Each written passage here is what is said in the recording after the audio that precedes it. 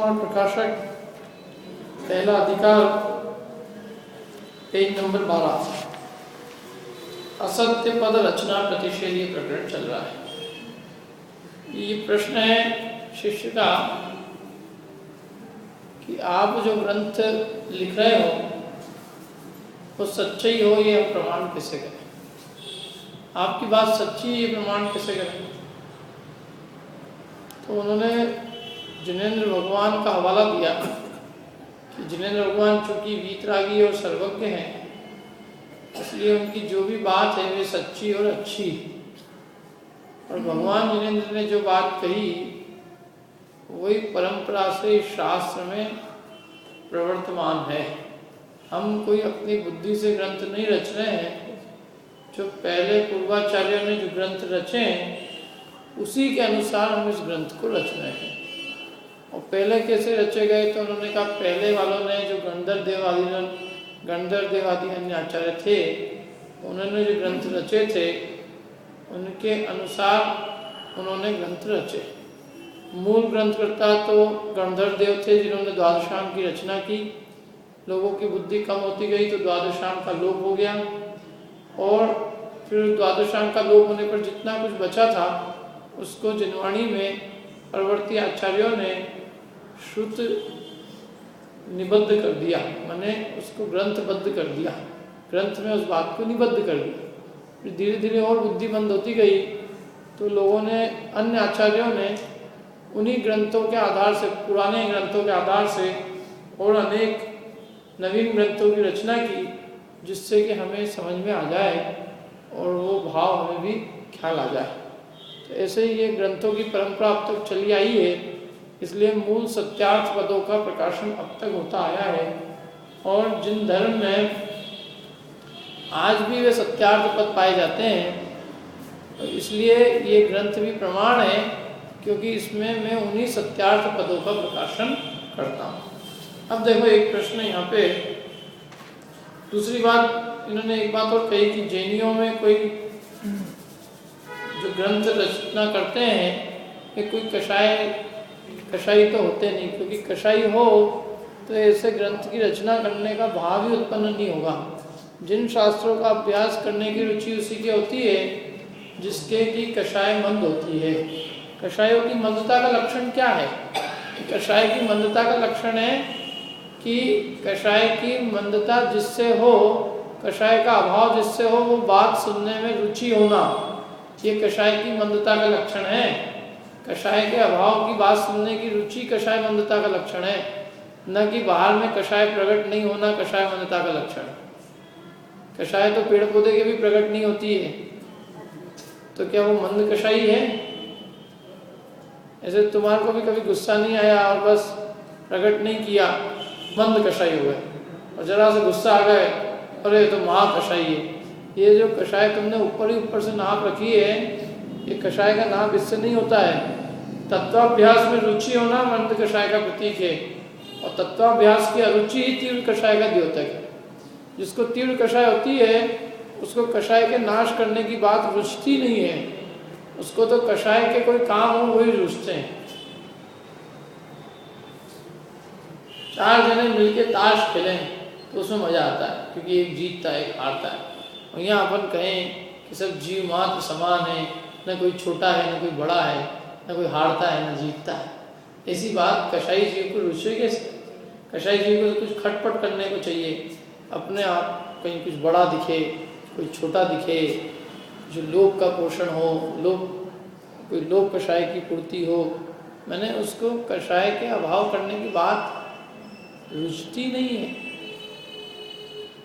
और सब काम रुच सकते हैं, लेकिन जिन वचन नहीं रुचते हैं। तो जिन वचन नहीं रुचना तीव्र कषाय का प्रतीक है, और जिनेंद्र भगवानों की वचनों की रुचि मंद कषाय का प्रतीक है। ये आगे भी कहेंगे कि तीव्र कषाय मंद कषाय का लक्षण तो ये है, क्योंकि इसमें कषाय के नाश की बात है, जहाँ तहाँ इसमें कषाय के अभाव की बात है। एक ही प्रयोजन है कषाय का अभाव का, कि कषाय घटाने का, कि कषाय के अभाव करने का। इसमें कषाय की कोई बात ही नहीं। तो ये बात रुचि है, माने उसकी कषाय मंद हुई है। तो ये बात नहीं रुच रही है, अभी कषाय मंद नहीं हुई, और सब चीज़ें रुचती है, और कितनी फालतू की बातें करो, सब कर लो, वो सब रुचे, लेकिन जिससे कषायों का अभाव हो वो बात ही नहीं रुचे, तो तीव्र कषाय नहीं तो और किसका प्रतीक है बताओ। तो वो कहते हैं पंडित जी कि ये तो ग्रंथ सुनने की रुचि बिना मंद कषाय की नहीं होती, तो ग्रंथ करने की रुचि बिना कषाय मंद हुए कैसे हो जाए। इसलिए जिनागम में जिन्होंने ग्रंथों की रचना की ये व्यक्ति मंद कषाय थे, उनके द्वारा ऐसे असत्य पदों की परंपरा रचना होती नहीं, और यदि उनको कषाय भी होती तो वो दूसरे कामों में कषाय करें, यहाँ ग्रंथ रचना में कषायों का कोई पोषण नहीं करते। अब देखो आगे प्रश्न है यहाँ पे, यदि कोई जेनाभास, जेनी तो ऐसा काम नहीं करेगा चलो, लेकिन जो जेनी नहीं है ऐसा जेनाभास, जेनाभास समझते, हीराभास, सोनाभास, आजकल वो चीज़ें बहुत चलती है, क्या कहते हैं उसको, इमिटेशन ज्वेलरी,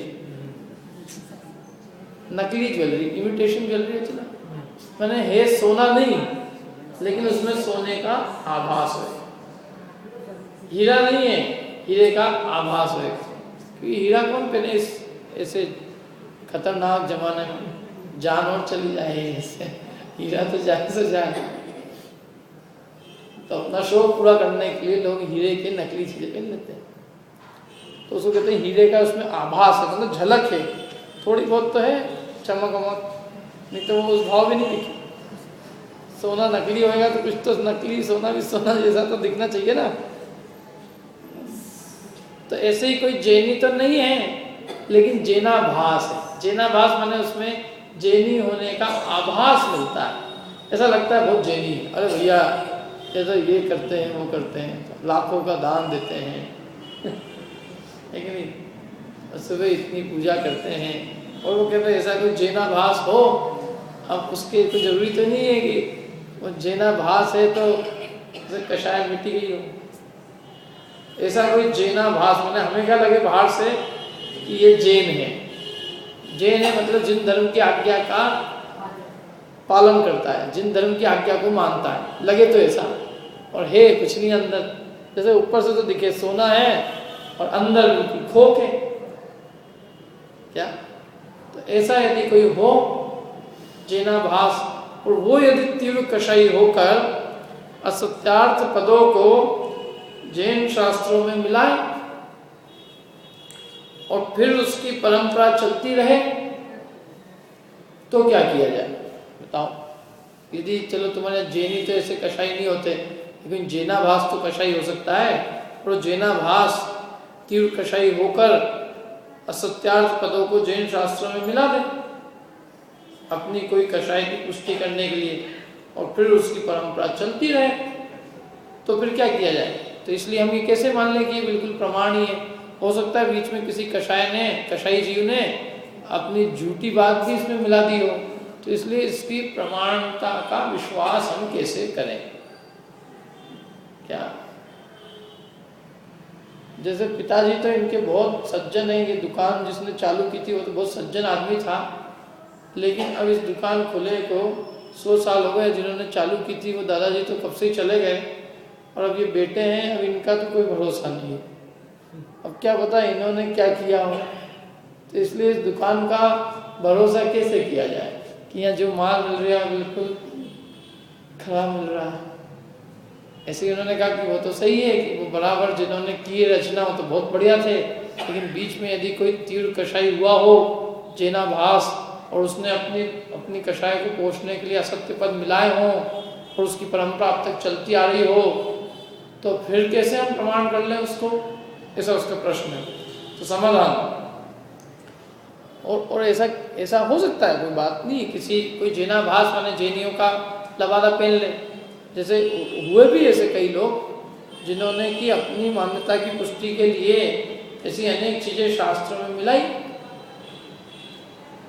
और खासकर पंडित जी जिस जमाने में हो उस समय भट्टारकों का युग था, तो भट्टारकों ने अपनी बात मनवाने के लिए अनेक चीजें शास्त्रों में मिलाई, और वो लगते हैं ऊपर से हैं जैसे जैन हैं जेनाभास, बल्कि कई बार मंदिरों की सुरक्षा के लिए ब्राह्मणों को नियुक्त किया, वे ब्राह्मण ही आगे चल के उस मंदिर के मालिक हो गए, उनकी पीढ़ियाँ मालिक हो गई। जब वे मालिक हो गई तो उनके हाथ में सब कुछ आ गया, और फिर उनका जैसे कोई किसी विद्वान श्रावक ने उसका निषेध किया तो उन्होंने ग्रंथों में मिलावट करना चालू कर दी और कहा देखो ग्रंथ में भी तो ये लिखा है। कोई ग्रंथ बना दिया अपने हिसाब से, उस ग्रंथ में मिलावट की और ले आए, देखो यहाँ पे बात लिखी है। तो ऐसा उन्होंने किया, प्रथमा नियोग के शास्त्रों में किया खासकर, और तो कहीं नहीं कर सकते। तो वो कह रहे हैं ऐसी बात तो है नहीं कि तुम जो कह रहे हो कि सब शास्त्र प्रमाण कर लिए जाए, किसी ने मिलाए भी हैं। तो उन्होंने उसका उत्तर बहुत बढ़िया दिया, जैसे कोई सच्चे मोतियों के गहने में झूठे मोती मिला दे, मिलाने वाला, परंतु झलक नहीं मिलती, शाइनिंग अलग अलग रहती दोनों की चमक अलग अलग रहती है। इसलिए परीक्षा करके पारखी ठगाता भी नहीं, जो पारखी होता है वो नहीं ठगाता। क्या इस चक्कर में कौन फंसते हैं? कोई भोला हो वही मोती के नाम से ठगा जाता है, भोला व्यक्ति बेचारा क्या परीक्षा करना नहीं जानता, भोला है, अज्ञानी है, वो ठगा जाएगा। नया है अभी, तो वो व्यक्ति तो ठगाए, लेकिन जो पारखी होगा वो तो बिल्कुल नहीं ठगाएगा, मतलब फटाक से पहचान जाएगा कि ये नकली है, ये असली है। अरे यूँ ही पकड़ में आ जाते हैं। लेकिन भोले को ठगना आसान, और जगत भोला अधिक है। जगत एक तो भोला और अज्ञानी है, इसलिए भोले जगत को ठगना तो आसान ही, बात सही है। तो भोला तो ठगाता है, तथा उसकी परंपरा भी नहीं चलती। लेकिन कहते हैं वो परंपरा नहीं चलती। क्यों नहीं चलती है? क्योंकि शीघ्र ही कोई झूठे मोतियों का निषेध करता है।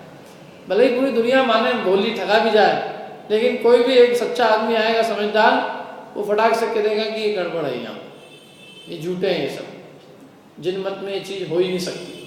जहाँ जगह जगह कदम कदम पे वीतरागता का पोषण किया हो, अहिंसा और वीतरागता का पोषण हो, वहाँ जिन कार्यों में तीव्र हिंसा और राग का पोषण होता हो, वे क्रियाएं जिन धर्म की हो ही नहीं सकती। यदि हैं तो ये जरूर किसी की मिलाई गई है, समझ आएगा। ये कैसे होगा? इसका मेल ही नहीं मिलता कहीं से कहीं तक।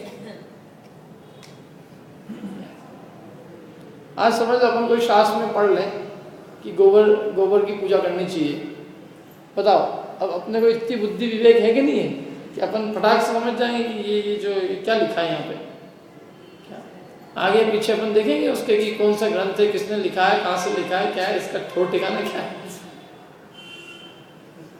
और भले आगे पीछे अच्छी बात भी लिखी हो, लेकिन अपन समझ जाएंगे ये बात बराबर कहीं किसी से मिलाई है या तो, और आगे पीछे प्रकरण देखेंगे कि किस तरह से मिलाई है, कैसे मिलाई है, निकाल देंगे उसको, ये ठीक नहीं है। क्या किसी को गोबर की पूजा करवानी हो तुमसे तो क्या करें? भगवान महावीर स्वामी दिव्य ध्वनि में समोषण में सब उपदेश दे रहे थे कि हे भक्तों, तुम्हें गोबर को अवश्य पूजना चाहिए, इससे तुम्हारा कल्याण होगा। वो तो ऐसी कैसी लाइन लिख देगा। अब देखो भगवान महावीर स्वामी ने ऐसा कहा था, भगवान महावीर स्वामी ने ऐसा कहा था, अरे हमने भगवान महावीर स्वामी की वाणी जिंदगी भर पढ़ी है, और तुम लाख बात भी कहो तो भी हमारा हृदय गवाही नहीं दे सकता कि ये बात उनकी कहीं भी हो सकती। ऐसे जुगल किशोर जी मुक्तार हुए, उन्होंने ग्रंथ परीक्षा नाम का एक लेखमाला चालू की थी। वो एडवोकेट तो नहीं थे, लेकिन मुक्तारी का काम करते थे, एडवोकेट के समकक्ष थे। उनका बुद्धि जो है ना बहुत तार्किक बुद्धि थी। तो उस समय में अनेक ऐसे ग्रंथ जो चलते थे, तो उन्होंने उन ग्रंथों के ऊपर एक लेखमाला चालू करी, उसका नाम था ग्रंथ परीक्षा। और वो उन ग्रंथों की परीक्षा करते थे, और परीक्षा करके उन्होंने अनेक ग्रंथों को जाली सिद्ध किया था कि ये जिस आचार्य के नाम से बाजार में चल रहा है ये उन आचार्य का है ही नहीं। और उन्होंने अपनी बात की पुष्टि के लिए पूरा लेख लिखते थे, तो पूरे उसमें बाकायदा हिंदुओं के ग्रंथों के उद्धरण देते थे कि देखो ये सारी की सारी चीज़ें इन ग्रंथों में हैं, और ये किसी ने ऐसी की ऐसी यहाँ पे डाल दी है। और यदि तुम आगे पीछे का प्रकरण देखोगे तो भी कहीं से कहीं तक ये मिलती जुलती भी नहीं, ये बिल्कुल बेसिर उटपटांग की बातें यहाँ पे दिख रही है। भाषा शैली हजारों तर्क दे के वो पूरा एक उनका लेख आता था। तो ऐसे कितने ग्रंथ थे जो ग्रंथ प्रचलन से बाहर कर दिए उन्होंने। उन्होंने एक ही निवेदन किया था कि आपको नहीं भी ग्रंथ बाहर करना है तो आप एक काम करना कि वो जो ग्रंथ, ये जिन ग्रंथों के बारे में लिख रहे हैं उन ग्रंथों के साथ हमारा लेख जरूर रख देना। जो बुद्धिमान होगा वो लेख पढ़ के समझ जाएगा कि कितनी सत्यता है इन ग्रंथों में, कितनी नहीं। और इसलिए आज वो ग्रंथ देखने को भी नहीं मिलते। और जहाँ कहीं किसी पुराने शास्त्र बाहर में हो कभी रखे हुए तो एक बात अलग है, लेकिन वो बहुत परंपरा से बहुत बाहर हो गए। आपने नाम भी नहीं सुने होंगे, तो नाम सुनना ही मत करना, क्या होता ऐसे ग्रंथ है। और ये जो गोबर की पूजा है वो ऐसी किसी ग्रंथ में लिखी थी और वो कुंदकुंदाचार्य के नाम से चलती थी। बहुत पिछले 100 सालों में बहुत सुधार भी हुआ, ऐसा नहीं। विद्वान लोगों ने बहुत काम किया। बहुत बढ़िया ग्रंथ परीक्षा नाम से उन्होंने जो लेखमाला चालू की थी, उसकी फिर किताबें छपी थी अच्छी बढ़िया। आज भी वीर सेवा मंदिर में ग्रंथमाला लेख रखे हुए सुरक्षित। क्या तो वो उन्होंने जो काम किया वो काम बहुत मैंने वो बहुत उपकारी रहा अपन लोगों के लिए कि कम से कम वो सब खोटी चीज़ें पहले बंद हो गई थी। पिछले 100 सालों में विद्वानों की बहुत परंपरा हुई। उन्होंने अनेक ग्रंथों के अनुवाद किए, टीकाएँ लिखी, भाषा टीका लिखी। बहुत वैसे देखा जाए तो बहुत अच्छे युग में उत्पन्न हुए। तो इससे बहुत सारी जो शिथिलाचार की प्रवृत्तियाँ थी वो बहुत सारी तो बंद हो गई, परंतु फिर भी जो मानने वाले हैं तो वो तो कभी अंतम होंगे नहीं। क्या अपना देश इतना महान है कि इसमें जो रूढ़ियाँ हैं वो कभी समाप्त नहीं हो सकती, अंधविश्वास समाप्त नहीं हो सकती। जवाहरलाल नेहरू ने अपनी डिस्कवरी ऑफ इंडिया बुक में एक चीज़ लिखी कि यदि यहाँ पे 7 बच्चे किसी के और सातों के सातों यदि चेचक से मर जाए और 8वां बच्चा भी पैदा हो तो वो वही उपाय करेंगे जो 7 बच्चों के लिए किया था। क्या उपाय करेंगे? शीतला माता के पास ले जाएंगे और झाड़ फूक करेंगे। अब वो 6 मर गए तेरे झाड़ फूक से, ये 7वें को 8वें को भी तो झाड़ फूक करा रही है, तो झाड़ फूक के कीटाणु से ही मर जाएगा ये, तो भी उसको समझ में नहीं आता। ठंडे पानी से मिलाएंगे, झाड़ फूक करेंगे। बोला 8वां ही नहीं 9वां भी हो जाए तो वही काम करेगी। इतनी यहाँ ग्रामीण गाँव में और इतनी यहाँ पे शहरों में भी पढ़े लिखे लोगों में भी इतनी अंधविश्वास पाया जाता है। तो ऐसे अंधविश्वासी देश में कितने ही कर लो, विवेक तो बहुत मुश्किल से जागृत हो सकता है, लेकिन फिर भी हुआ है जागृत। तो इसलिए यदि कोई गहने मिला भी देगा तो कोई बात नहीं। बहुत हैं अच्छे अच्छे लोग भी, पारखी लोग, वो निकाल लेंगे उन गहनों को, नकली चलेंगे नहीं ज़्यादा, उनकी परंपरा भी नहीं चलती। शीघ्र ही कोई झूठे मोतियों का निषेध करता है। उसी प्रकार कोई सत्यार्थ पदों के समूह रूप जैन शास्त्रों में असत्यार्थ पद मिलाए, परंतु जैन शास्त्रों के पदों में तो कषाय मिटाने का तथा लौकिक कार्य घटाने का प्रयोजन है। क्या 2 चीजें हैं, 2 बातें कही उन्होंने। कषाय मिटाने का, जैन शास्त्रों में कषाय मिटाने, जगह जगह कषाय मिटाने का, और लौकिक कार्य घटाने का है। धर्म में लौकिक कार्य का कोई प्रवेश नहीं है। लौकिक माने जो इस लोक के लिए अच्छे हो, इस लोक संबंधी हो। इस लोक संबंधी माने जो केवल इस लोक में काम आए, परलोक के से जिसका कोई संबंध नहीं हो। तो जैन धर्म में कोई ऐसी लौकिक बात कही नहीं है। क्या रोज सुबह उठना चाहिए, ये खाना चाहिए उठ के, इससे स्वस्थ रहोगे और ये रहोगे, माने शरीर की सुरक्षा के लिए, शरीर के स्वास्थ्य संबंधी, या अपन परिवार के अंदर प्रेम भाव रखो न, सास बहू को प्रेम से रहना चाहिए, माँ बेटे को प्रेम से रहना चाहिए, ऐसी कुछ भी नहीं है इसमें। और कहीं कोई धर्म के नाम से ऐसी बात करे तो पारखी तो कह देगा कि ये जिनवाणी से कोई इसकी झलक भी नहीं मिलती, क्योंकि जिनवाणी में कहीं भी अपन ने पढ़ा आज तक कहीं लिखा हुआ है छेड़ाला में रोज बहू को पैर दबाना चाहिए सास के, पहले ये सीखो।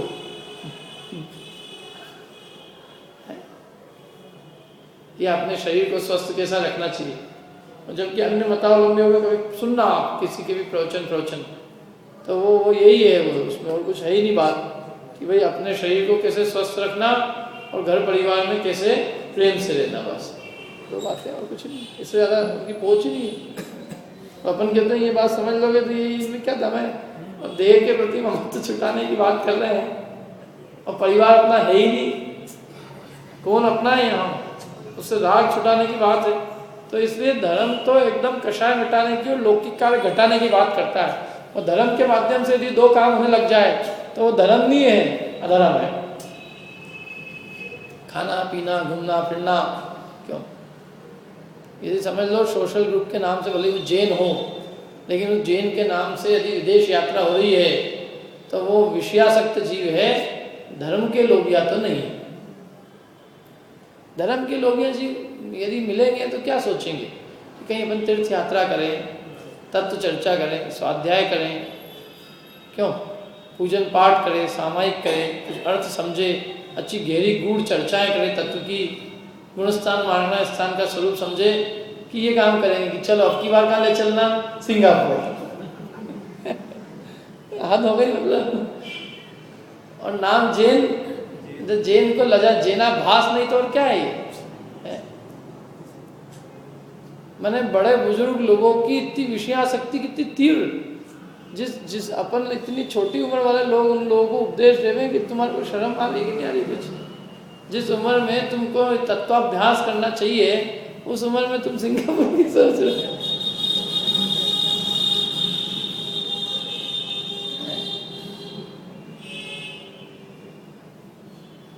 तो लौकिक कार्य है ना सारे, ये सब चीजें क्या है, इतनी भी आज है, मैंने धर्म के नाम पे ये सारे लौकिक कार्य है, इनका पारलौकिक से कोई संबंध ही नहीं है। विषय कषाय अथवा विषयों की आसक्ति घटाना, कषाय घटाना और लौकिक कार्य को घटाना, ये तीनों प्रयोजन दूर दूर तक नहीं है। इसलिए धर्म का तो अंश भी नहीं है। हीरे की चमक भी होवे, कम से कम कांच में भी कुछ चमक होती है, ये तो चमक भी नहीं है। ये सब का क्या प्रयोजन है। अपन यदि यही करना है तो अन्य मत में और अन्य जैन मत में क्या अंतर रहा बताओ। अरे जैनी इकट्ठी होएगा तो जैन धर्म की बात करे कि क्या करेगा। तो इसलिए यदि ऐसा हो जाए कभी कदाचित, पत्रिकाएं निकलती है बहुत सारी, धर्म यात्रा, तीर्थ यात्रा, कहाँ की, यूरोप की तीर्थ यात्रा हो रही यूरोप के अंदर लोगों की। तो कोई भी होएगा तो वो उसका निषेध तो करे ही नहीं, क्या कर रहे हैं ये सब यहाँ पे धर्म के नाम पे, क्यों ना हम अधर्म के नाम पे कर रहे हैं, पापी होके हमको करना है। तो ये तो जिनवाणी में तो ये जगह जगह लौकिक कार्य घटाने का प्रयोजन। क्या यदि कोई जिनवाणी के नाम से आज अपनी किताबें भी लिखे, अभी वर्तमान में बहुत लोग लिखते अपनी अपनी किताबें, ये बहुत सही चीज चलती, लेकिन वो उन सब की परीक्षा एक ही चीज से होगी, कैसे कषाय घटाना है और लौकिक कार्य घटाना। यदि इन दोनों में एक की प्रयोजन की सिद्धि नहीं हो रही है, माने लौकिक कार्य की बात चल रही है, लोक में अपने को ऐसे रहना, ऐसे इस तरह से रहना, लोक में ऐसे तरक्की करना, तो वो वास्तव में जैन धर्म की वाणी तो नहीं है। जिन वाणी तो पार लोक, इस लोक की तो बात ही क्या करे। अरे वो तो सीधे कहती है कि तेरा लोक तो तेरा चैतन्य लोक है, चित लोक हमारा वासा। तो ये दो बातें ध्यान रखना, कौन कौन सी बातें अपने को परीक्षा करनी हो तो कषाय मिटाने का और लौकिक कार्य घटाने का प्रयोजन है, दो कार्य का प्रयोजन है। और उस पापी ने जो असत्यार्थ पद मिला है ना, उसने जो भी मिलावट की अपनी तरफ से, जो भी लिखा है, तो वो क्या करेगा, उसमें कषाय का पोषण करने का और लौकिक कार्य साधने का प्रयोजन। काय का प्रयोजन है, लौकिक कार्य, कषाय का पोषण करने का तथा लौकिक कार्य साधने का प्रयोजन है। वो दोनों एक काम करना उसको तो मतलब वो जो असत्यार्थ पद मिलाएगा, तो असत्यार्थ पद मिलाएगा ही क्यों, उसको अपनी कषाय का पोषण करना है, अपनी कोई चीज मनवाना है लोगों से, अपनी किसी कषाय का, अपने किसी लौकिक कार्य को साधना है, तो उसके लिए वो असत्य पद मिलाएगा। तो इस प्रकार प्रयोजन नहीं मिलेगा। वो जो मिलाएगा और अपने जो जैन शास्त्रों में जो प्रयोजन है वो दोनों विपरीत है। इसलिए जैसे ही कोई झूठा चीज मिलाएगा तो अपन समझ जाएंगे कि इसमें तो प्रयोजन से विपरीत काम हो रहा है। यहाँ तो लौकिक कार्य बढ़ाने की और कषाय बढ़ाने की बात है, इसलिए ये जैन शास्त्र तो नहीं है। इस प्रकार प्रयोजन नहीं मिलता, इसलिए परीक्षा करके ज्ञानी ठगाता भी नहीं। फटाफट परीक्षा करेगा तो ज्ञानी नहीं ठगाएगा। कोई भी किताब हो कैसी दे दो किसी को, यदि विवेकी को, परीक्षावान को दोगे तो बता देगा, भले आप ऊपर नीचे कुछ मत लिखो, ऐसे ही लिखो, ऐसे ही दे दो, ये है भैया जैन जिनवाणी है, तो वो पढ़ेगा, पढ़ के वो निर्णय कर लेगा कि ये जिनवाणी है कि नहीं है। मेरे बहुत साल पहले की बात याद है, मैं रीवा में था, तो वहाँ मंदिर में शाह सभा बजती थी शाम के समय। तो मैं शुरू में नया गया था, तो वहाँ शाह बाज रहा था एक दिन, तो ये हाथ जोड़ के डोक दे के बैठ गया आराम से। अब वो सुनी बात, तो सुनी तो वो तो ऐसी बिल्कुल बातें आई, मैंने कहा ये तो कहीं से कहीं तक कोई इसका मेल मिलाप ही नहीं बैठ रहा। रोका तत्काल, मैंने कहा कौन सा शास्त्र पढ़ रहा हो? बोले महाभारत।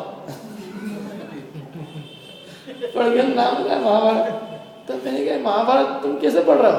देखो साहब यहाँ लिपटा हुआ था इसके अंदर, पढ़ रहे हैं।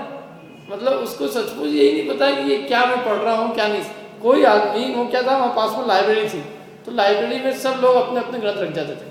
तो इनको कोई ग्रंथ पढ़ने को चाहिए था, तो इन्होंने लाइब्रेरी से निकाला और उसको उसमें लपेटे में, इसमें पलासने में रखा और रोज बात रहे उसको, रोज के रोज।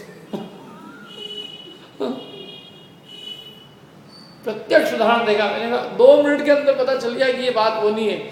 उसमें बिल्कुल वो कर्ण वर्ण की बातें थी, वो उसका रथ, कुछ तो भी बातें बिल्कुल एकदम उटपटांग बातें। मैंने कहा जिनवाणी के अंदर तो ये कहीं से कहीं तक कोई बात ही नहीं हो सकती है। मतलब यदि तुम बुद्धि लगाओगे तो 2 मिनट के अंदर इसमें कौन बड़ी बात है? इसका मतलब तुम पढ़ रहे हो, बस पढ़ रहे हैं, क्या पढ़, कुछ समझ ही नहीं आ रहा है इनको। और वो कुछ बेचारे क्या करें, वो बड़े बुजुर्ग लोग थे और पढ़ लेते थे, कहीं रखा ऐसा पढ़ लेते हैं। ऐसी पद्धतियाँ चलती है। आप यदि उनको कुरान में रख दो तो क्या है, साध्य कर रहे हम तो बस भगवान की वाणी है भैया, जिन वाणी है। तो ऐसे यदि जो करेगा तो वो तो उसको ठगा नहीं है, उसका क्या होना है। परीक्षा करके ज्ञानी ठगाता भी नहीं। कोई मूर्ख हो वही जैन शास्त्र के नाम से ठगा जाता है, तथा उसकी परंपरा भी नहीं चलती, ज़्यादा दिन परंपरा नहीं चलती उसकी। तो कोई आएगा तो उसका निषेध कर ही देगा। अभी भी जिन शास्त्रों के मर्मज्ञ बहुत हैं और ये चलती रहेगी परंपरा, 21,000 वर्ष तक चलती रहेगी। मुनिराज होंगे, श्रावक होंगे, तो वो कोई भी ऐसी खोटी चीज़ चलने नहीं देंगे। जहाँ दिखेगी कि ये गड़बड़ है तो उसका निषेध किए बिना नहीं रहेंगे। शीघ्र ही कोई उन असत्यार्थ पदों का निषेध करता है। दूसरी बात यह है कि ऐसे तीव्र कषाई जेना भास यहाँ इस निकृष्ट काल में होते हैं। यही ऐसी जगह है भैया, क्या करेंगे, यही होते हैं। उत्कृष्ट क्षेत्र काल बहुत है, मतलब विदेश क्षेत्र है और तीर्थंकर केवली वर्तते हैं, तो वहाँ तो ऐसी चीज चल ही नहीं सकती। साक्षात केवली जाओगे वहाँ कैसे चलेगी? उनमें तो ऐसे होते ही नहीं, वहाँ पैदा भी नहीं होते ऐसे, और वहाँ कोई हो भी जाए पैदा तो उसकी ऐसी चीज चलती नहीं। इसलिए जैन शास्त्रों में असत्यार्थ पदों की परंपरा नहीं चलती। माने जैन शास्त्रों में जो परंपरा चलेगी तो सत्य ही चलेगी, क्योंकि यहाँ तो इतनी सी भी गलती भी आएगी, एक शब्द भी यदि समझ लो अशुद्ध होगा तो कोई भी पढ़ेगा उसको तत्काल देख, अरे अशुद्धि है, पेंसिल से ठीक कर देगा उसको। आगे छपेगा तो छपने में शुद्धि हो जाएगी। इसलिए जिनवाणी तो एकदम 100% 100% प्रमाणिक मानी जाती है। क्या प्रिंटिंग मिस्टेक हो एक अलग बात है, लेकिन यहाँ तो अन्यथा जो कुछ लिखा हुआ है, अरे ये 2,000 साल से तपी हुई चीज है भैया। क्या ये जो ग्रंथ हैं, जितने प्राचीन ग्रंथ जिनकी परंपरा आज तक है, इनमें यदि इतना भी दोष होता तो अब तक जिंदा ही नहीं रहते। इनका इतने वर्षों तक जिंदा रहना, कितनी प्रामाणिकता है उसकी, और हमारे बुजुर्गों ने उसको कितने सहेज के रखा है। क्या उनको उसकी कितनी विनय और कितना बहुमान था कि उन्होंने मतलब सब चीज़ों की कीमत पे भी उस ग्रंथ को लिखवाया और उस ग्रंथ की परंपरा आज तक रखी। जो 2000 साल पहले ताड़ पत्रों पे लिखे गए, पत्तों पे लिखे गए ग्रंथ, वो आज तक अपने को मिल रहे हैं। इससे बड़ी बात और क्या है? क्या तो कितने प्रमाण उन्होंने उसको कितने अच्छे से, मतलब उसको उसकी प्रामाणिकता जानकर और उससे जगत के जीवों का उपकार जानकर उसको बहुत सहेज के रखा। और जो चीज़ें गलत सलत थी वो यूं भी बहुत सारी तो काल के काल में नष्ट हो जाती है। गलत परंपरा जैन शास्त्रों में चलती नहीं थी, वो तो कोई आएगा उसका निषेध करेगा, बंद हो जाएगी। 100-200 साल बाद कोई उसको जानेगा भी नहीं। कोई लिख भी दे, आज अनेक लोगों ने अपने अपने हाथ से लिखते हैं, कितने लेख लिखते हैं, ये लिखते हैं, लेकिन वो कुछ नहीं चलते। जो जिनवाणी के अनुसार होती है चीज वो चलती है, और जो जिनवाणी के अनुसार नहीं होगी उसको काल के काल में नष्ट ही होना है। इसलिए लौकिक कितनी चीजें लिखी जाए इस लोक वर्तमान लोक संबंधी, लेकिन जहाँ थोड़ी चीजें चेंज हुई वो चीज भी नष्ट हो जाएगी। जिनवाणी जो है भगवान जिनेन्द्र की वाणी वो बहुत ही अप टू डेट रहती है। मैं तो कहता हूँ सब चीजें आउटडेटेड हो सकती है, लेकिन एक भगवान जिनेन्द्र की वाणी आउटडेटेड नहीं होती। टेक्नोलॉजी आउटडेटेड हो जाएगी, सब चीज आउटडेटेड हो जाएगी, ये जो लौकिक शिक्षा है आउटडेटेड हो जाएगी। लेकिन ये तो बराबर ज्यों की त्यों जस की तस सत्यार्थ पदों को कहती रहेगी, जीवों के जगत के जीवों को उनके हित का मार्ग बताती रहेगी। इसलिए ये तो काल से पकी हुई चीजें हैं। और फिर अनेक लोगों ने उसके ऊपर टीकाएं लिखी, बड़े बड़े आचार्यों ने उनका गुणगान किया। आप देखो चारों नियोग के शास्त्रों का समय सार, प्रवचन सार, पंचास्तिकाय, षटखंडागम, मूलाचार, रत्नगण शावकाचार, इनके जो कर्ता थे उनकी स्तुति परवर्ती आचार्यों ने गाई कि धन्य थे वे आचार्य जिन्होंने ग्रंथ रचे। यदि वे नहीं होते तो सच्चे मार्ग को इस भरत क्षेत्र में बताने वाला कौन होता। इसलिए ये तो बहुत प्रामाणिक है, यहाँ चलती नहीं है। जिनवाणी में असत्य पदों की परंपरा चलती नहीं। पुनश्च वह कहे कि कषायों से तो असत्यार्थ पद न मिलाए। चलो भाई किसी ने कषाय से तो कोई नहीं मिलाए, क्योंकि कषाई होते नहीं ऐसे, और कोई कहीं मिला भी दे तो वो निकाल दिए जाते हैं। तो कषाय से तो नहीं मिलाए कोई व्यक्ति, समझ लो है ना। कषाय से तो जान करके तो झूठ नहीं लिखे, परंतु ग्रंथ करने वालों को क्षयवशम ज्ञान है। क्षयवशम ज्ञान मतलब आंशिक ज्ञान है, तो पूर्ण केवल ज्ञानी तो है नहीं। तो इसलिए कोई अन्यथा अर्थ भाषित हो, कोई समझ लो उनको ही समझने में ही अन्यथा अर्थ भाषित हो जाए। कषाय तो नहीं हो उनमें, लेकिन बिना कषाय के भी अज्ञान से भी तो कोई चीज गलत हो सकती है, तो उससे असत्यार्थ पद मिलाए तो उसकी तो परंपरा चल ही सकती है ना। झूठ दो बातों से कहता आदमी, एक तो कषाय से और एक अज्ञान से। तो भगवान जिनेन्द्र में तो कषाय भी नहीं है, अज्ञान भी नहीं है, लेकिन बाकी जितने भी हैं ये तो सब अज्ञानी तो है ही ना, कषाय तो नहीं है। चलो कषाय भी एक कषाय चौकड़ी तो फिर भी है ही, लेकिन फिर भी कषाय से वो सत्यार्थ पद नहीं मिलाएंगे, ये बात तो आपने समझा दी। तो कषाय से तो नहीं मिलाएंगे वो, लेकिन बुद्धि की मंदता से कोई चीज अन्यथा कहने में आ सकती है और उसकी परंपरा चल सकती है, तो वो फिर चल जाए तो उसका क्या करें, ऐसा उसका प्रश्न। समाधान समझ में आया ना प्रश्न। मूल ग्रंथकर्ता तो गणधर देव। कौन भैया इसके मूल ग्रंथकर्ता? गणधर देव। ये यद्यपि केवल ज्ञानी नहीं है तो भी वे स्वयं 4 ज्ञान के धारक हैं। क्या समझ रखा है तुमने उनको? मति, शुद्ध, अवधि, मनपर्यय, और अवधि में भी सर्वावधि ज्ञान के धारक, सर्वावधि, परमावधि, ऐसे बड़े बड़े ज्ञानों के धारक। विपुल मति मनपर्यय ज्ञान के धारक, ऋजुमति नहीं विपुल मति, और अनेक बुद्धि रिद्धियों के धारी, दूर स्पर्शन, दूर घ्राण, दूर रसन, दूर स्वाद, इन रिद्धियों के धारी, कोष्ठस्थ बुद्धि, बीज वृद्धि, पद रिद्धि, धान्य और संभिन्न संशोधित रिद्धि, जो अपन पढ़ते हैं नहीं रोज 64 रिद्धि, तो बुद्धि रिद्धि के धारी होते हैं वो। इसलिए उनके बिना भगवान की वाणी नहीं खिड़ती, क्योंकि वो जो 18 भाषाओं में, 700 लघु भाषाओं में जो भगवान की वाणी होती है, उसको झेलने वाला कोई ऐसा श्रोता चाहिए। तो वो झेलने वाला, समझने वाला गणधर होते हैं, उनको बुद्धि रिद्धि होती है, उससे वो सारी भाषाओं को एक साथ समझ सकते हैं, उसको धारण करने की, धारणा में रखने की शक्ति होती है, धारणा की रिद्धि होती है। धारणा वर्णिक कर्म के 6 अक्षम से उनकी सारे ग्रंथों का अर्थ को धारण कर ले, और एक अंतर मुहूर्त में एक बीज से द्वादशांग की रचना कर दे, कुछ पदों से संपूर्ण द्वादशांग की रचना कर दे, ऐसी विशिष्ट बुद्धि के धारी होते हैं। इसलिए उनके द्वारा ही रचना होती है, और उन्हीं वो होते हैं तभी दिव्य ध्वनि करती है। ये तो भगवान की वाणी निष्फल हो जाएगी, तो भगवान की वाणी की निष्फलता का प्रसंग आता नहीं, इसलिए वो गणधर देव की उपस्थिति में ही गिरती है। बुद्धि रिद्धि के धारी, मति शुद्ध, ज्ञान में अद्भुत अवधि मना करे ज्ञान के धारी, तो कह रहे हैं तद्भव मोक्षगामी, अभी नहीं गए तो क्या हुआ, अभी जाने वाले हैं। इसलिए मूल ग्रंथ करता तो वे हैं गणधर देव, तो स्वयं 4 ज्ञान के धारक है और साक्षात केवली का दिव्य ध्वनि उपदेश सुनते हैं। साक्षात भगवान जिनेंद्र की वाणी सुनते हैं केवली की। और कितने घंटे सुनते हो? क्यों?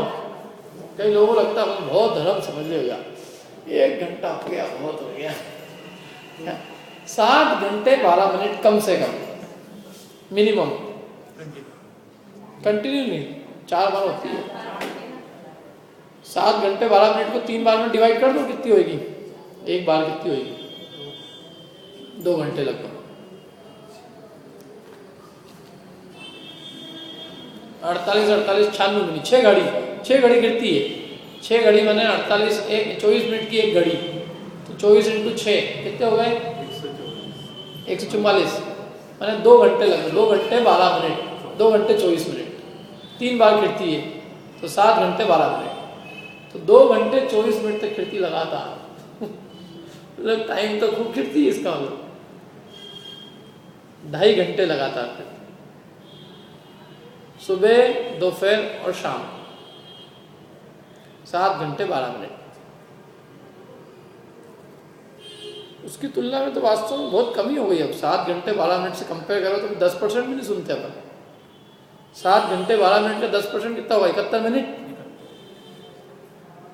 जो भी, तो 1 घंटा भी कहाँ है? 71 मिनट, 1 घंटे 11 मिनट तो बहुत हो गए।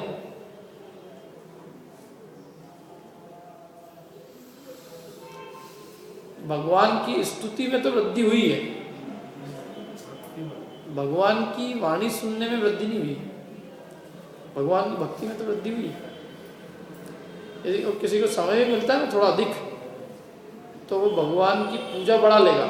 जैसे टाइम ज़्यादा होगा तो 1 करते होंगे तो 2, 2 करते होंगे तो 4, 4 करेंगे तो 8, 6, 8 तो 5, 6, 7, 8 जाप 1 देते होंगे तो 2, 3 जाप देंगे। परंतु भगवान की वाणी सुनने में रुचि नहीं होती। पता ही नहीं क्या ऐसा कुछ विचित्र है। भगवान को, इसको कहते हैं वो, भगवान को सुनाने में जितना रस है उतनी भगवान की सुनने में रस नहीं है।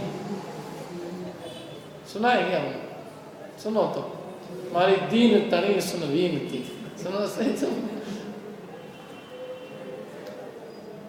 लेकिन भगवान ने जो उपाय बताया उस दुख से निकलने का, वो नहीं, उसको तो उन्होंने पता नहीं क्यों कहा, क्यों किया। गंधर्व देव ने भी क्यों लिख दिया, आचार्यों ने भी क्यों लिख दिया, वही जाने जिन्होंने लिखा है। दूसरी बात, एक कारण और है कि लोगों को समझ में भी नहीं आती, वो समझने का प्रयास भी नहीं करते। बहुत सारे कारण है। और ये पता नहीं क्यों अपने इस समाज में लौकिक शिक्षा की तो प्रवृत्ति है, लेकिन धार्मिक शिक्षा की ओर रुझान नहीं है लोगों का। एक ऐसे ही कुछ प्रवृत्ति नहीं। मतलब यूं भले ही वो अच्छा पढ़ा लिखा होगा और यहाँ बिल्कुल जीरो। उसको प्रयोजन की सिद्धि समझ नहीं आती। हाँ, उसको प्रयोजन की सिद्धि नहीं आती, लेकिन यूं भी धर्म के नाम पे दूसरे काम तो कर ही रहा है ना। वो पूजा में पाठ कर रहा है, उसमें वो लौकिक प्रशंसा का भाव रहता है कि नहीं पूजन करने प्रशंसा का भाव नहीं। पूजन तो अपने धार्मिक बुद्धि से ही करता है जी। धर्म बुद्धि से कर रहा है कि प्रशंसा से कर रहा है? प्रशंसा आदि का तो कम है। कई लोग, अरे हम ही पहले जाते थे तो कलश करते थे, पूजन करते थे, लेकिन ये जिनवाणी सुनना तो हमको ऐसा लगता था कि बहुत बड़ा काम है, बहुत ऊंचा वाला काम है, हाईएस्ट लेवल का। अपने बस की तो बात ही नहीं है। एक ऐसी धारणा बनी हुई है, मतलब तो धारणा में टूट पाना बहुत मुश्किल है।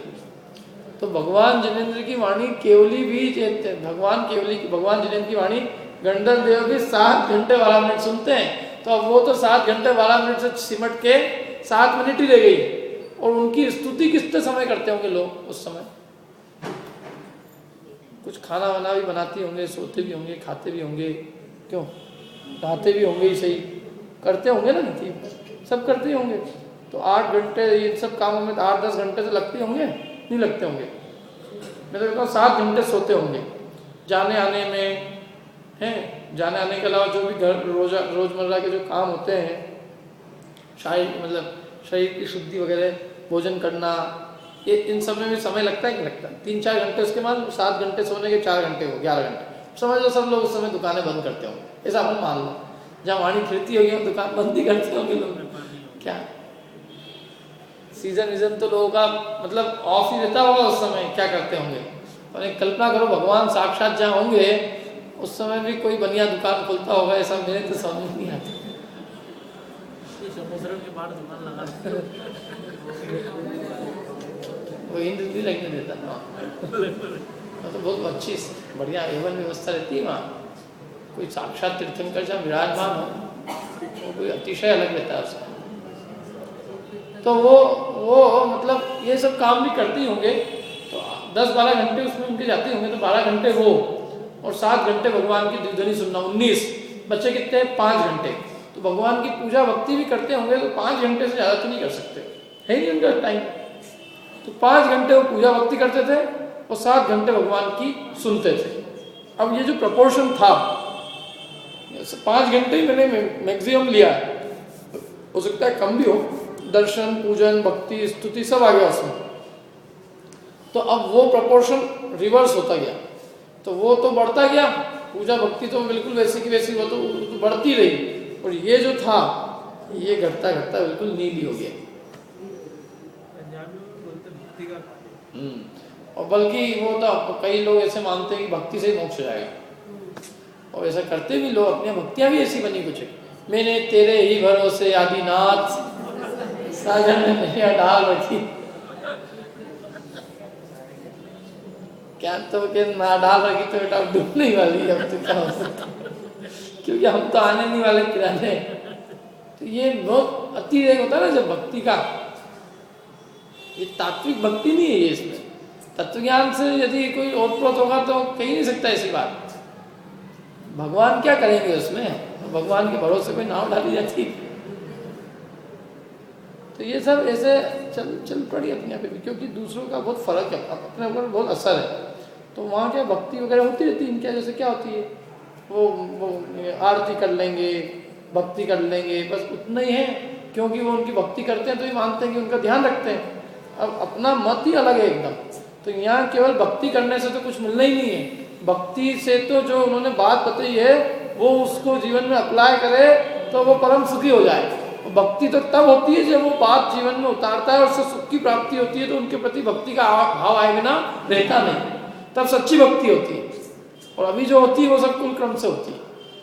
तो ये कह रहे हैं कि ये मूल तो ऐसा देखो, मूल ग्रंथकर्ता तो कौन है? सर्व गणधर देव, 4 ज्ञान के धारी है, साक्षात भगवान केवली का दिव्यध्वनि उपदेश सुनते हैं, उसके अतिशय से सत्यार्थी भाषित होता है। जहाँ साक्षात तीर्थंकर केवली बैठे हो, उनकी दिव्यध्वनि सुन रहे हो, तो वो जो समझते हैं सब सत्यार्थी समझते हैं। भगवान जिनेन्द्र की वाणी की ऐसी विशेषता है, उसका अतिशय है कि सब जीवों को अपनी अपनी भाषा में यथार्थ भाषित होता है। यदि उसमें भी अयथार्थ भाषित हो जाए तो गजब हो जाए, तो वो अतिशय से सत्यार्थी भाषित होता है उनको, और वो उसी के अनुसार ग्रंथ बनाते हैं। इसलिए उन ग्रंथों में तो असत्यार्थ पद कैसे गूंथे जाए, वो द्वादशांग तो परम सत्य है। तथा जो अन्य आचार आदि ग्रंथ बनाते हैं वे भी यथा योग्य सम्यक ज्ञान के धारक है। वे भी कोई सामान्य तो है नहीं, वे भी सब सम्यक ज्ञानी है, महान ज्ञान के धारक है। तो इसलिए और वे मूल ग्रंथों की परंपरा से ग्रंथ बनाते हैं। तो मूल ग्रंथों की परंपरा से बना रहे, इसलिए भी कोई बात नहीं है। दूसरी बात यह है कि जिन पदों का स्वयं को ज्ञान ना हो उनकी तो वे रचना करते नहीं, और जिन पदों का ज्ञान हो उन्हें सम्यक ज्ञान प्रमाण से ठीक गूंथते हैं। मैंने उसको भी सम्यक ज्ञान प्रमाण से, अपना जो सम्यक ज्ञान है, जितना अपने को ज्ञान है उससे बराबर जांचते हैं कि बराबर है कि नहीं सत्यार्थ, और फिर उसको बराबर व्यवस्थित ग्रंथों में गूंथते हैं। समझ में आया? जिन पदों को जो पद भी मिले उनको, तो उन पदों को केवल ऐसे ही उन्होंने गुरु परंपरा से नहीं मान लिया, अभी तो उन्होंने अपने स्वानुभव से, अपनी युक्तियों से, तर्क की कसौटी पे उसको कसा और फिर उसको उन्होंने शास्त्राकार रूप में रचा। समझ में आया ना?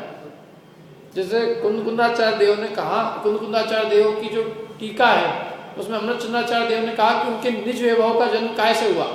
तो उन्होंने कहा कि पर अपर गुरु के उपदेश से।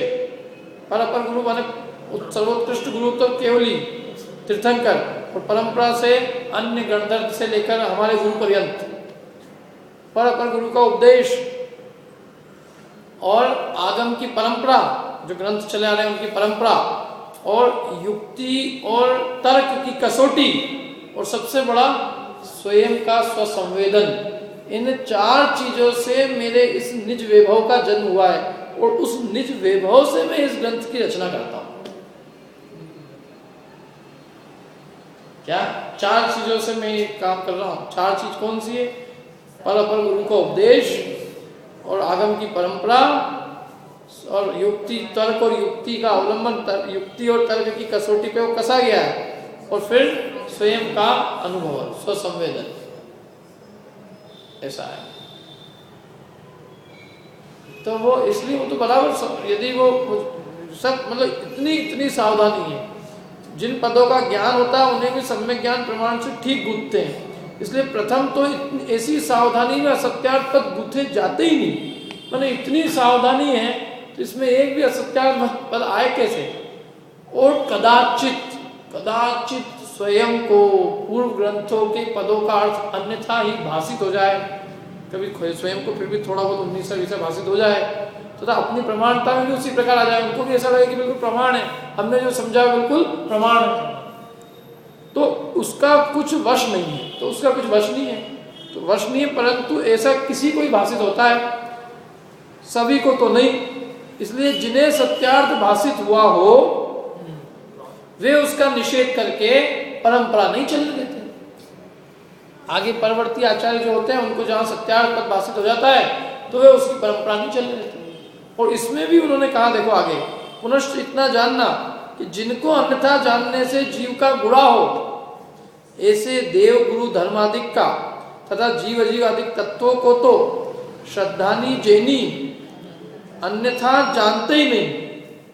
इनका तो जैन शास्त्रों में प्रसिद्ध कथन है। क्या कहा कि वो भी जो अन्यथा कुछ कथन हुआ है तो वो उन बातों में नहीं हुआ है कि जिनके जानने से जीव का बिगाड़ हो जाए। क्या वो प्रयोजनभूत बातों में नहीं हुआ है, क्योंकि जिनके अन्यथा जानने से जीव का बुरा हो जाए, ऐसे देवगुरु धर्म का जीव जीव तत्वों को तो श्रद्धानी जैनी जो है, वो श्रद्धानी जैनी अन्यथा नहीं जानता। उनका जैन शास्त्र में प्रसिद्ध कथन है, वो बात तो कहीं मतलब गड़बड़ हो ही नहीं सकती। कौन सी बात है? जो प्रयोजनभूत बात है। उन्हें एक बच्चा भी जो जैनी का होगा, वो कह रहे वो भी प्रयोजनभूत बात को तो वो भी समझ जाता है। मतलब आज का बच्चा नहीं कह रहा मैं, उस समय के बच्चे की बात कर रहा हूँ। वो उन्होंने श्रद्धानी जैनी कहा ना, तो जो कोई जैन धर्म का थोड़ा भी जिसको श्रद्धान है तो वो प्रयोजनभूत बातों को तो बराबर जानता है, और जिन बातों जो मेन क्रिटिकल बातें हैं एकदम क्रूशियल, जिनके अन्यथा जानने से जीव का बुरा हो जाए, तो उनको अन्यथा तो श्रद्धानी जैनी भी नहीं जानता। उनका ज्ञान तो एक श्रद्धानी जैनी सामान्य को भी है, इसलिए वो चीज तो अन्यथा कथन में कहीं आ ही नहीं सकती। हाँ, जिनके जानने पर और जिनको भ्रम से अन्यथा जानने पर भी जिन आज्ञा मानने से जीव का बुरा न हो, ऐसे कोई सूक्ष्म अर्थ है। समझ लो सुमेरु पर्वत की चूली का है, या सुमेरु पर्वत है तो कहीं लिखा है 1,00,000 योजन है, तो कहीं लिखा है 1,40,000 योजन है। तो अब ये बहुत सूक्ष्म बात है। सूक्ष्म बात माने 1,00,000 योजन है कि 1,40,000 योजन है, इससे कोई जीव का बुरा नहीं हो जाएगा। किसी ने जान लिया कि 1,00,000 योजन है जबकि वो 1,40,000 थी तो बुरा नहीं हुएगा, या 1,00,000 और 1,40,000 जान ली तो बुरा नहीं होगा। नंदीश्वर द्वीप की लंबाई 1 करोड़ योजन है, उसमें 1-2 कम जान लिए तो बुरा नहीं होगा। 3 लोगों की रचना है, इससे कुछ नहीं होना। और ये जो जरा बहुत भी जो डिफरेंस दिखने को मिलता है वो इन बारीक चीज़ों में ही है। वो इतनी बारीक चीज़ें हैं कि वो उसके अन्यथा भी जान ले तो भी उससे कोई जीव का भला बिगाड़ नहीं होता।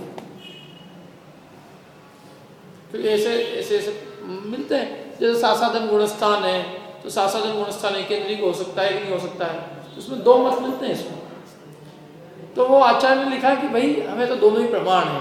क्यों? क्योंकि इससे कोई बहुत अब वो होता है कि नहीं होता है वो केवल ही भगवान जाने, बात तो एक ही सच है। और दो मत मिलते हैं, लेकिन इससे कोई यदि ये इसको भी मान ले इसको भी मान ले तो इससे कोई जीव का बिगाड़ नहीं होने वाला। बहुत सूक्ष्म बात है। तो ऐसे कोई सूक्ष्म अर्थ है, उनमें से किसी को कोई अन्यथा प्रमाणता में लाए तो भी उसका विशेष दोष नहीं। फिर उन्होंने वही गोमठ सार के अंदर उसका उदाहरण दिया, वही गोमठ सार में कहा है सम्मा इट्ठी जीवो उविट्ठम पवेणम तु सद्ददि असंभावम अजानमाने गुरु नियोगा। सम्मा दृष्टि जीवो माने सम्यक दृष्टि जीव उविट्ठम पवेणम तु सद्ददि। उविट्ठम माने उपदिष्ट, पवेणम माने प्रवचन, सद्ददि माने श्रद्धान करता है। सम्यक दृष्टि जीव भगवान जिनेन्द्र के द्वारा उपदिष्ट प्रवचन का श्रद्धान करता है। और सद्ददि असद्भावम, कदाचित असद्भाव का भी श्रद्धान कर लेता है। माने सद्भाव माने सच्ची का तो श्रद्धान करते ही है, कदाचित असद्भाव का भी श्रद्धान कर सकता है। कदाचित असद्भाव माने कोई चीज अन्यथा हो उसका भी श्रद्धान कर सकता है। काय के निमित्त से? जिनवाणी के निमित्त से। अजान मानो गुरु नहीं होगा। अच्छा, अजानमान गुरु नहीं आएगा, या यूं कहें जो जानवान नहीं है, ज्ञानवान नहीं है, अजानवान गुरु है, उसके नियोग से कदाचित असत्यार्थ पदार्थ का भी श्रद्धान कर ले तो भी वो मिथ्या दृष्टि नहीं होता। क्यों नहीं होता? क्योंकि उसको ये है कि ये जो वाणी है ये परम सत्य है। तो उसको जिन आज्ञा का पूरा श्रद्धान है, और जिन आज्ञा के श्रद्धान होने से कदाचित कोई अजानमान गुरु के नियोग से वह सत्यार्थ पदार्थ का भी श्रद्धान करे, तो जिन आज्ञा के श्रद्धान का नाश नहीं होता। क्या समझ में ही बात नहीं आई? वो तो दृढ़ है। हाँ, माने वो जिन धर्म का श्रद्धान उसके नष्ट नहीं हुआ है, जिनेन्द्र आज्ञा के श्रद्धान उसको जबरदस्त है, और जिनेन्द्र आज्ञा के निमित्त से कदाचित कोई उल्टी बात भी आ जाए उसके, तो भी उसका सम्यक नष्ट नहीं होता। क्यों नहीं नष्ट होता? क्योंकि वो जो उसके असद्भाव का श्रद्धान हुआ है वो प्रयोजनभूत नहीं है। प्रयोजनभूत का तो उसको यथार्थ श्रद्धान है, और जिनवाणी में सब सत्य लिखा है, और जिनवाणी में कदाचित कोई अज्ञानता से कोई चीज गलत आ भी गई हो और उसको श्रद्धान भी हो कि यही बात सच्ची है, तो भी उससे वो मिथ्या दृष्टि नहीं हो जाएगा। हाँ, वो मिथ्या दृष्टि तब हो सकता है जब कोई उसको अन्य शास्त्र के आधार से सच्ची बात दिखाए, क्या, और बराबर 10 प्रमाण दिखाए, और फिर भी वो कहते हैं कि नहीं हम जो मानते हैं वो तो वही रहेगा, तो वो कहते हैं वो तत्काल मिथ्या दृष्टि हो जाता है उसी क्षण। क्योंकि अब फिर तेरे को शास्त्र के आधार से दिखा रहे हैं, 10 प्रमाण देके दिखा रहे हैं और पक्की बता रहे हैं, और फिर भी तू कह रहा है कि नहीं हम तो यही मानेंगे, तो अब बराबर नहीं।